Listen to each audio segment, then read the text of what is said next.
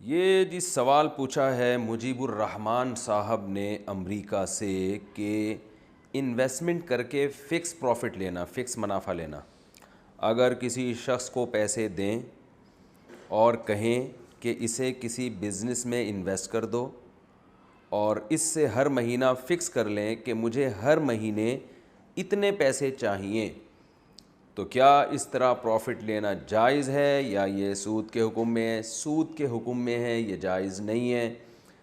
اس لیے کہ جب آپ بزنس میں پیسے انویسٹ کرتے ہیں تو اس کی چند صورتوں میں سے ایک صورت کا ہونا ضروری ہے۔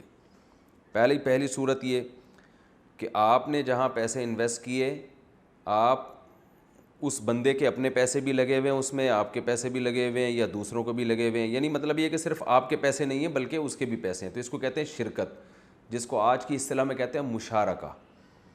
تو اس میں آپ اس سے یہ ایگریمنٹ کریں گے کہ میری جتنے پرسنٹیج میرے پیسے لگے ہوئے ہیں نا، جتنے پرسنٹ، تو ٹوٹل پروفٹ میں سے آپ میں میرے پیسوں کے حساب سے پروفٹ نکالنا ہے کہ کتنا ہوا ہے۔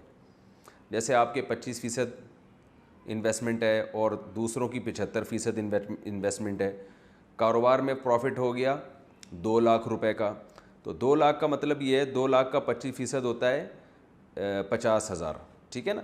تو اس کا مطلب یہ ہوا کہ آپ کے پیسوں سے 50,000 کمایا گیا ہے۔ تو اب آپ نے اس میں طے یہ کرنا ہے کہ بھائی میرے پیسوں سے جتنا تم کماؤ گے اس میں اتنی پرسنٹیج مجھے دو گے، اتنی پرسنٹیج خود رکھو گے۔ وہ پرسنٹیج کچھ بھی ہو سکتی ہے، یہ بھی ہو سکتا ہے کہ آپ 25% رکھیں، اس کو 75% دیں، آپ یہ بھی ہو سکتا ہے کہ اس کو 25% دیں، خود 75% رکھیں، یہ بھی ہو سکتا ہے کہ 1% خود رکھیں، 99% اس کو دیں، یہ بھی ہو سکتا ہے کہ 1% اس کو دیں، 99% خود رکھیں۔ تو پرسنٹیج کے حساب سے یہ ضروری ہے۔ البتہ کاروبار میں اگر لاس ہوتا ہے تو لاس آپ کی انویسٹمنٹ کے حساب سے ہوگا۔ آپ کی انویسٹمنٹ اگر 25% ہے، ٹوٹل بزنس میں جتنا پیسہ لگا ہوا ہے اس میں آپ کا 25% لگا ہے، تو لاس میں آپ 25% ہی کے حساب سے شریک ہوں گے، اس میں کمی بیشی جائز نہیں ہے۔ پروفٹ میں کمی بیشی جائز ہے۔ پروفٹ میں یہ بھی جائز ہے کہ 20% آپ رکھیں، 80% وہ رکھے، یا 80% آپ رکھیں، 20% وہ رکھے، تو پرسنٹیج ہونی چاہیے، فکس اماؤنٹ نہیں۔ جب ایک دفعہ پرسنٹیج طے ہو گئی تو پھر آسانی کے لیے یہ کرنا جائز ہے کہ یار سال کے بعد ہم پورا حساب و کتاب کریں گے اور ہر مہینے کچھ اماؤنٹ مجھے باندھ دو، ہر مہینے مجھے 20,000 دے دو، 10,000 دے دو، 50,000 دے دو، جو بھی آپ لوگ طے کر لیں، اور اصل حساب ہوگا سال کے بعد کہ ٹوٹل پروفٹ کتنا کمایا گیا۔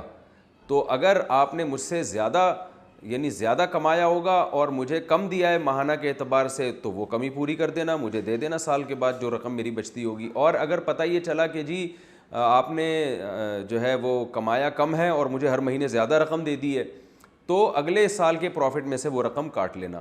اس طرح سے فکس اماؤنٹ کیا جا سکتا ہے، ایک تقسیم میں آسانی کے لیے، ڈیوائڈ کرنے میں آسانی کے لیے۔ لیکن جو ایگریمنٹ ہوگا آپ کا، وہ ایگریمنٹ یہی ہوگا کہ آپ پروفٹ میں پرسنٹیج کے حساب سے شریک ہوں گے۔ ایک تو یہ طریقہ ہوتا ہے۔ دوسرا طریقہ یہ ہوتا ہے مضاربت جسے کہتے ہیں، کہ انویسٹمنٹ ٹوٹل آپ کی ہو اور آپ سلیپنگ پارٹنر ہوں، اور سامنے والا جو ہے وہ ورک کرنے والا وہ ہو، کام سارا وہ کرے گا۔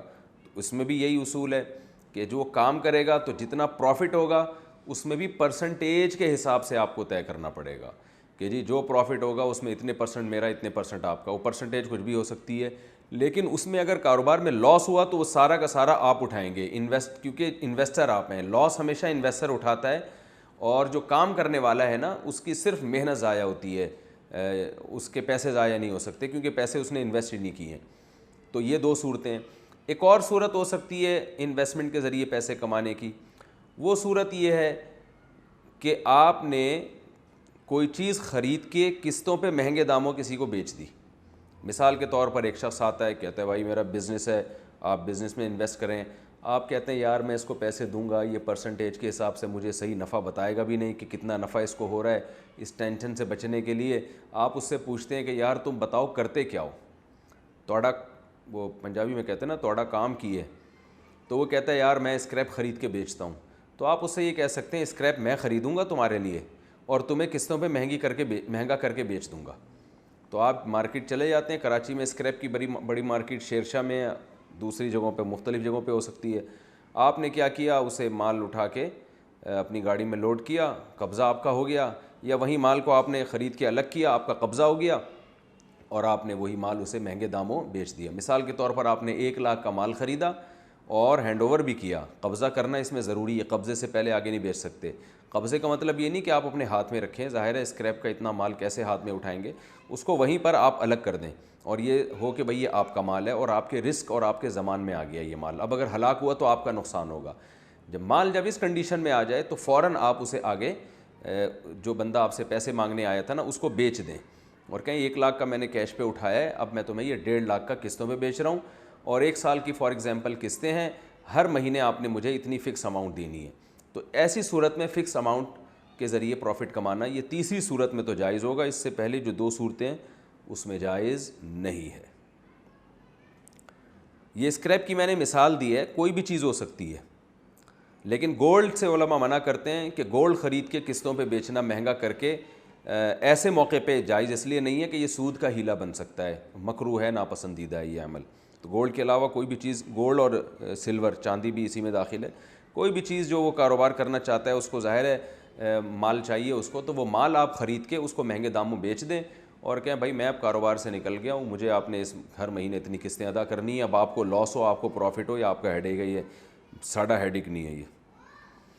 اچھا بھائی، 1 رکعت میں 1 سے زیادہ صورتیں پڑھنا۔ محمد سرفراز صاحب کراچی سے پوچھتے ہیں اگر ہمیں 10-12 صورتیں یاد ہوں اور ہم لمبے نفل پڑھنا چاہیں، آپ نے کہا لمبی نفل، یہ لمبی نفل نہیں ہوتا، لمبے نفل ہوتا ہے۔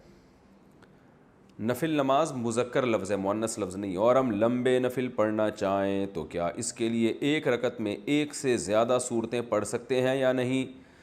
جناب محمد سرفراز صاحب بالکل پڑھ سکتے ہیں، بلکہ پڑھنی چاہیے۔ 20 صورتیں پڑھ لیں، پورا قرآن پڑھ لیں۔ صحابہ کرام تو 1-1 رکعت میں، صحیح حدیث سے ثابت ہے، ایک پورا قرآن 1 رکعت میں ختم کر لیا کرتے تھے۔ تو آپ ایک صورت کو کئی بار بھی پڑھ سکتے ہیں اور مختلف صورتیں بھی ایک ہی رکعت میں پڑھ سکتے ہیں۔ جمعرات تک میت کی قبر پر رہنا۔ جب ایک بندہ مر جاتا ہے تو کچھ لوگ کہتے ہیں کہ اس کی قبر پر جمعرات تک بیٹھے رہیں اور قرآن پاک پڑھتے رہیں، کیونکہ بندہ جب تک چلا نہ جائے تو حساب والے فرشتے نہیں آتے اور جمعہ والے دن عذاب کے فرشتوں کی چھٹی ہوتی ہے۔ اس کی کیا حقیقت ہے؟ اسد اللہ امین انڈیا سے۔ بھائی اس کی کوئی حقیقت نہیں ہے، کیونکہ اگر ایسا ہوتا تو صحابہ ضرور اس پر عمل کرتے۔ اس لیے جب بھی میت کو دفنایا جائے تو دفنانے کے بعد دعا مانگ کے واپس نکل لیں۔ ہاں کچھ لوگ قبر پہ بیٹھ جائیں، تھوڑی دیر دعا مانگتے رہیں میت کے لیے، جتنی دیر میں حدیث میں آتا ہے اونٹ کو نہر کر کے اس کا گوشت تقسیم کرنے میں جتنا ٹائم لگتا ہے، تو لم سم عرب لوگ جو ماہر ہوتے ہیں آدھا گھنٹہ پونا گھنٹہ ان کے ہاں جو ہے یہ اتنا ٹائم لگتا ہے اونٹ ذبح کر کے گوشت تقسیم کرنے میں، یعنی اتنا ٹائم کہ بقدر قبر پہ بیٹھنا چاہیے میت کے اعزاء و اقارب کو، کیونکہ وہ سوال جواب کا وقت ہوتا ہے۔ تو اس میں آپ صلی اللہ علیہ وسلم نے میت کے لیے دعا کرنے کا حکم دیا ہے کہ اللہ اس کے لیے ان کے لیے سوال کے جوابوں کو آسان بنائے۔ تو اس میں آپ دعا بھی مانگ سکتے ہیں، قرآن کی تلاوت بھی کر سکتے ہیں۔ جو منصوص چیز ہے وہ تو دعا ہے، تو اس لیے دعا مانگنی